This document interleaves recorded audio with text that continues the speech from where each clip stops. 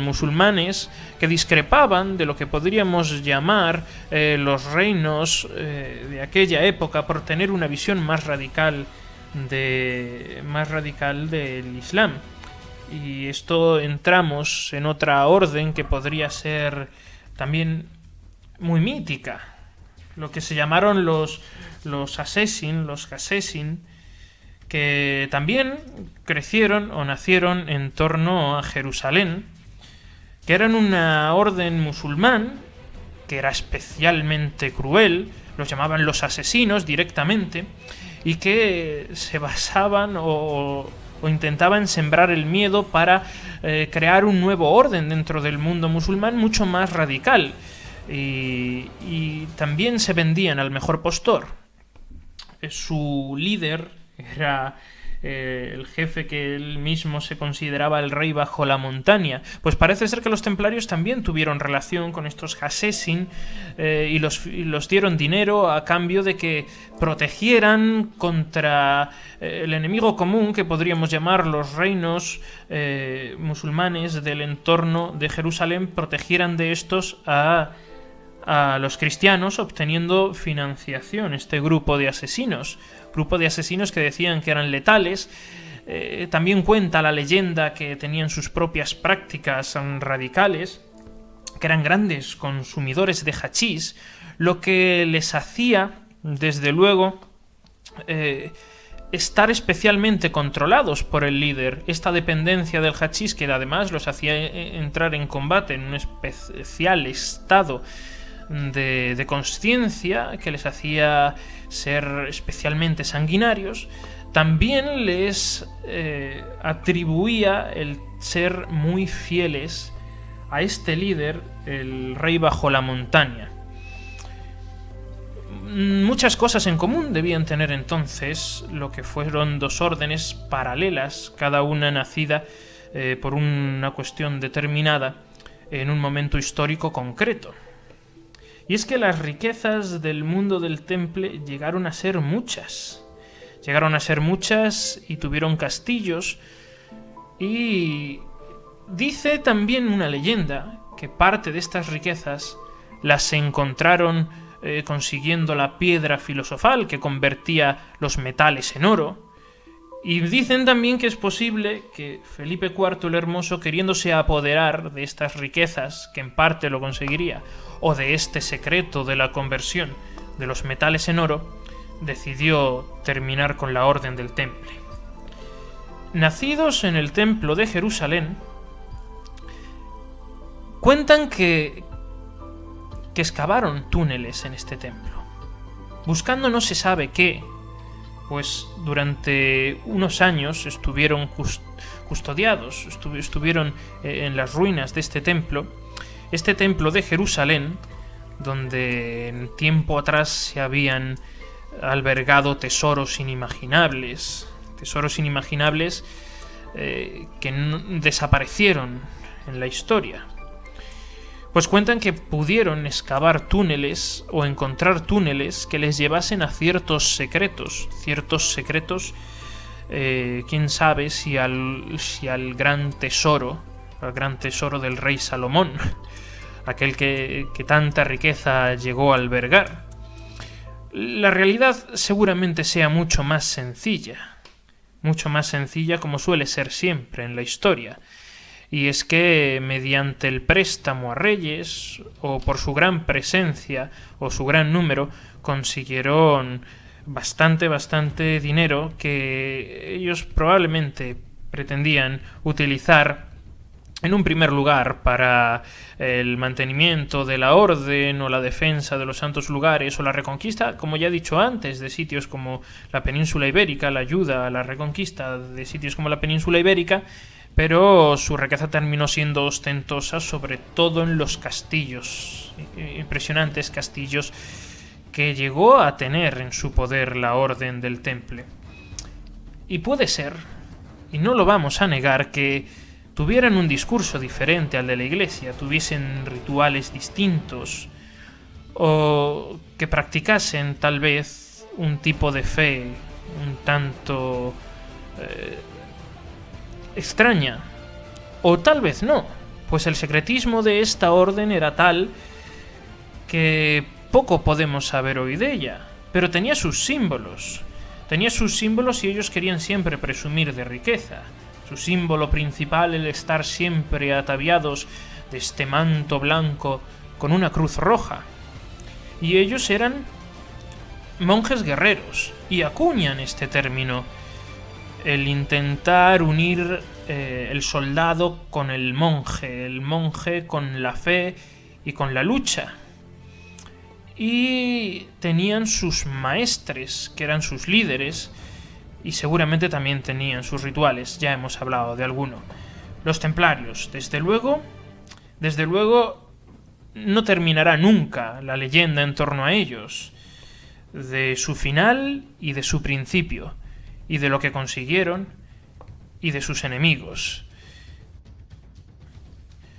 Y llegados a este punto de la historia, tal vez deberíamos entrelazar una red y separar lo que podría ser el hecho histórico con el más mítico de todos.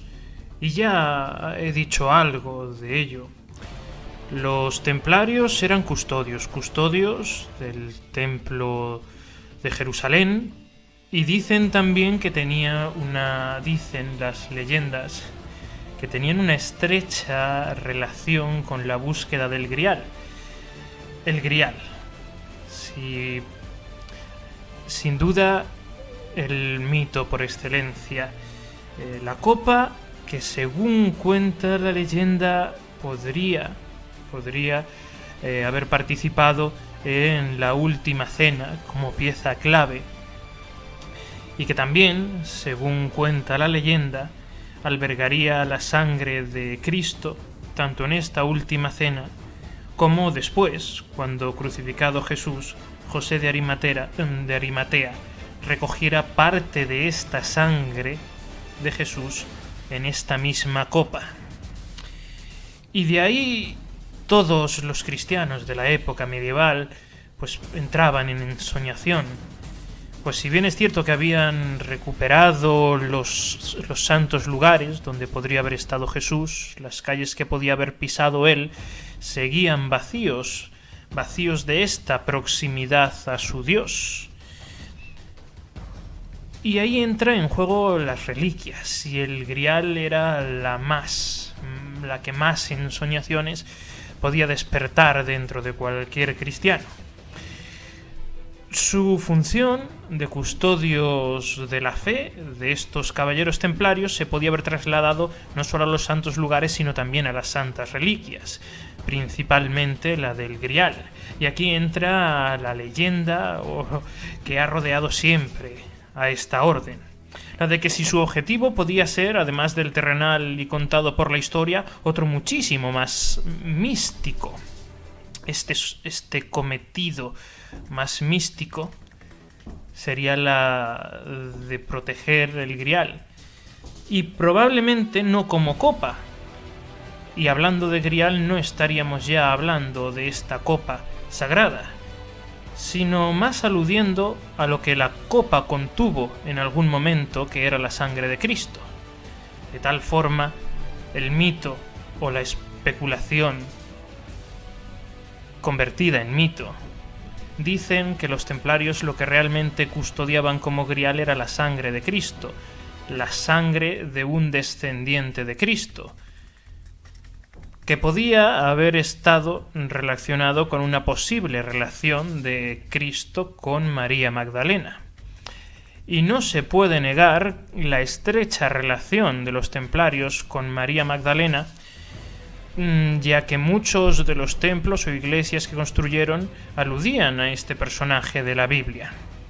Muchos han querido ver que esto hace referencia a la adoración que tenían por María Magdalena, no como personaje bíblico, sino como compañera de Jesús.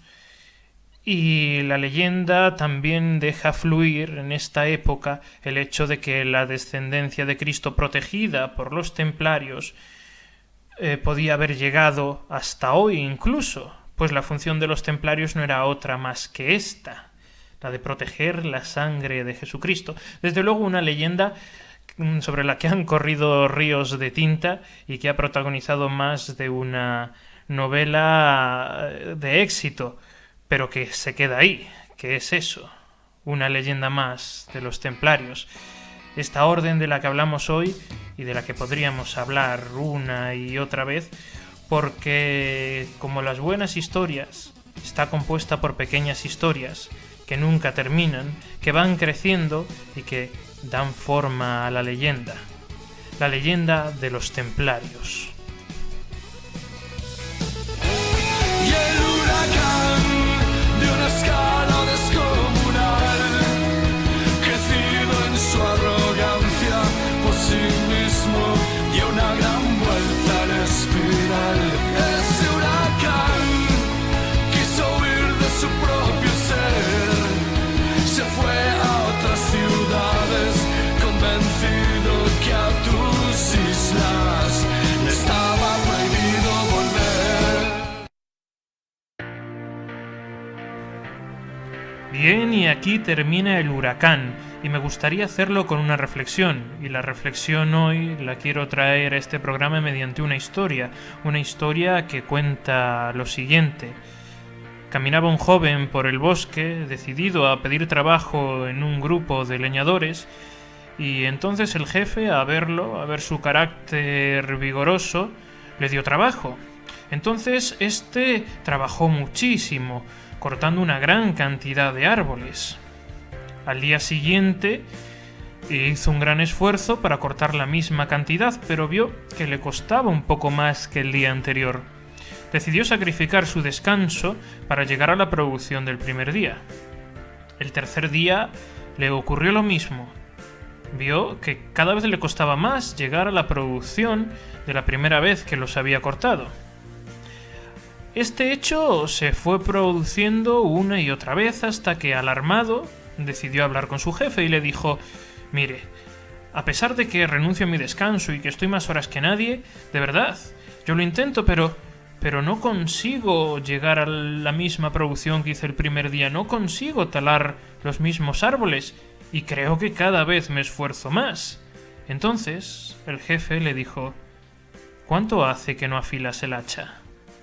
Sorprendido, el joven se dio cuenta de que no había afilado el hacha nunca desde que llevaba allí.